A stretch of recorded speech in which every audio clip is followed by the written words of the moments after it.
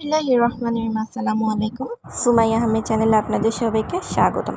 তো আজকে শুরু করছি। আজকের পর্বে থাকবে মজাদার এবং নফেল রেসিপি ডালপুরি।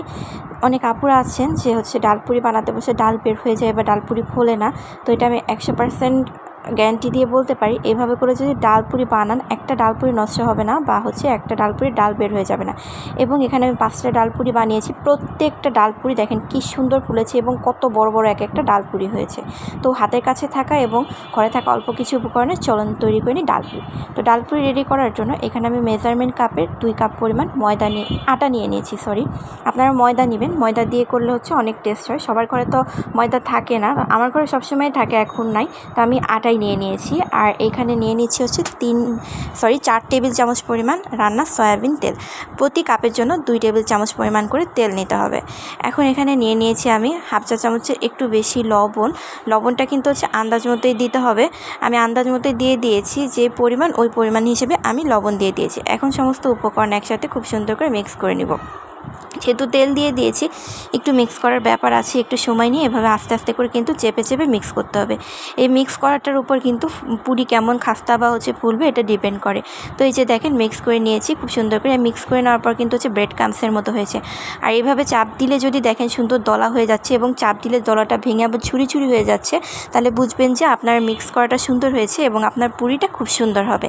তো আমার মিক্স করা রেডি। এখন আমি এর মধ্যে একটা গোপন টিপস দিব, সেটা আমি এখানে দিয়ে দিচ্ছি হাফ টেবিল চামচের একটু কম বেকিং পাউডার না, সোডা দিয়ে আবার একটু মিক্স করে নিয়েছি। বেকিং সোডাটা কিন্তু পর্যাপ্ত পরিমাণ দেবেন।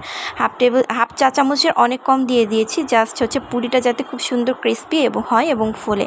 এরপর আমি রুম টেম্পারেচারে থাকা পানি একটু একটু করে মিশাই একটা ডো রেডি করে নিয়েছি। ওটা তো আর দেখানোর কিছু নাই, আপনারা সবাই ওইটা পারেন।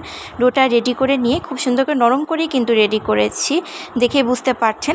এরপর এটা রেস্টে রেখে দেবো আধা ঘন্টার জন্য। তো আধা ঘন্টার মধ্যে আমি এখন এই ডালের পুরটা রেডি করে নিব। তো এই ডালটা কিন্তু আমার কালকে রান্না করা ডাল ছিল। কালকে মসুরের ডাল রান্না করেছিলাম অনেকটুকু। তো ওই ডাল অনেকটা বেঁচে গিয়েছিল। তো বেঁচে যাওয়া ডাল দিয়ে কী করব ভাবছিলাম। তো দুপুরে কিছুটা খাওয়া হয়েছিল, বাকিটা বেঁচে ছিল। তো ওই বেঁচে যাওয়া ডাল দিয়ে ভাবলাম যে ডালপুরি রেডি করি, যেহেতু ডালপুরিটা বাসার সবাই খেতে পছন্দ করে এবং খুবই মজাদার হয়। তো এই যে দেখেন এই ডালটা কিন্তু জ্বালায়ে তো মিডিয়াম টু লো হিটে জ্বালায় একদম ঝুরি ঝুরি করে নিয়েছি, খাস্তা করে নিয়েছি। একটু পানি পানি থাকলে কিন্তু পুরি হবে না। পানি পানি থাকলে ডালটা যদি পানি পানি থাকে তাহলে দেখা যাবে যে পুরি যখন বলবেন পুরোটার মধ্যে ডালটা স্প্রেড হবে না এবং দেখা যাবে যে পুরিটা ফুলছে না, ডালটা বের হয়ে যাচ্ছে। ঠিক এইভাবে করে কিন্তু একদম জ্বালায় যতক্ষণ পর্যন্ত এরকম ঝুরঝুরে না হয় ততক্ষণ পর্যন্ত এরকম ঝুরঝুরে করে নেবেন। আর আপনারা বেঁচে যাওয়া ডাল দিয়েই পুরি তৈরি করতে পারেন। ডাল খাওয়ার পর তো বেঁচেই যায়, আমি বেঁচে যাওয়া ডাল দিয়ে পুরি তৈরি করছি। এরপর ডালটা রেডি করে নেওয়ার পরে ওই যে আমি 2 কাপ আটা দিয়ে ডো রেডি করে নিয়েছিলাম, আধা ঘন্টা রেস্টে রেখেছিলাম, ওইটা এখন খুব সুন্দর করে 6টা লেচি কেটে নিয়েছি। 7টা লেচি কেটেছি, একটা লেচির কাজ আমি দেখাবো। তো এখানে দেখেন এরকম করে হাত দিয়ে চেপে গোল করে হাত দিয়ে চেপে একটা রুটির মতো বেলে নিয়েছি। পুরোটাই কিন্তু আমি হাত দিয়ে চেপেই করবো। এরপর মাঝখানে একটু গ্যাটিসের মতো দিয়ে দিয়েছি, যাতে ডালটা পুরি থেকে বের না হয়ে আসে। এরপর যতটুকু জায়গায় এক্সট্রা আটা লাগিয়েছি মাঝখানে, দেখেই তো নিয়েছেন, ওই অংশে কিন্তু আমি ডাল দিয়ে দিয়েছি। এরপর খুব সুন্দর করে পেঁচিয়ে মোমোর মতো করে পেঁচিয়ে নিয়েছি। এরপর আমি ফিরাতে তেল নিয়ে নিয়ে এপাশ ওপাশ কিন্তু খুব সুন্দর করে আস্তে আস্তে চেপে হাত দিয়ে এভাবেই কিন্তু আমি পুরিটা রেডি করব। আমি কিন্তু এখানে বেলনের কোনো ব্যবহার করিনি। দেখেন হাত দিয়ে একটু চেপে দেখাই দিচ্ছি। পুরোটা তেল দিয়ে হাতে একটু করে তেল নিয়েছি আর হাত দিয়ে চেপে দিয়েছি। এতে করে ডালটাও বের হবে না, পুরিটাও খুব সুন্দর করে ফুলবে। তো এইভাবে দেখেন আমি কিন্তু প্রত্যেকটা রেডি করে নিব।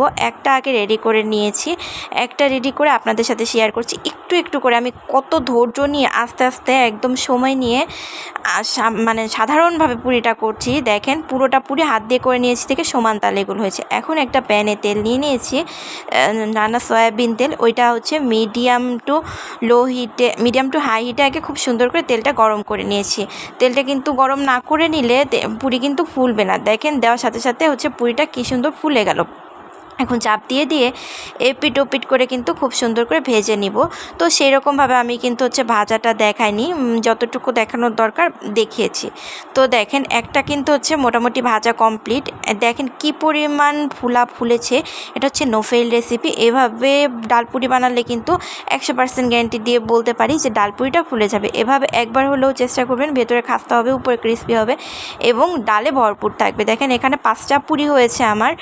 এই সবগুলা পুরি কিন্তু প্রত্যেকটা পুরি খুব সুন্দরভাবে ফুলেছে এবং প্রত্যেকটা পুরির মধ্যে ডালে ভরপুর, একটা পুরিও আমার নষ্ট হয়নি।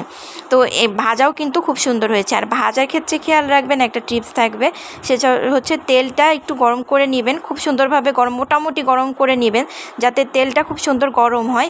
আর ভাজার সময় মিডিয়াম টু হাইয়ের থেকে একটু মোটামুটি কম দিয়ে ভাজবেন, এতে করে কিন্তু পুরিটা সুন্দর হবে। ধন্যবাদ সবাইকে। ভিডিওটি ভালো লাগলে অবশ্যই চ্যানেলটি সাবস্ক্রাইব করে পাশে থাকবেন।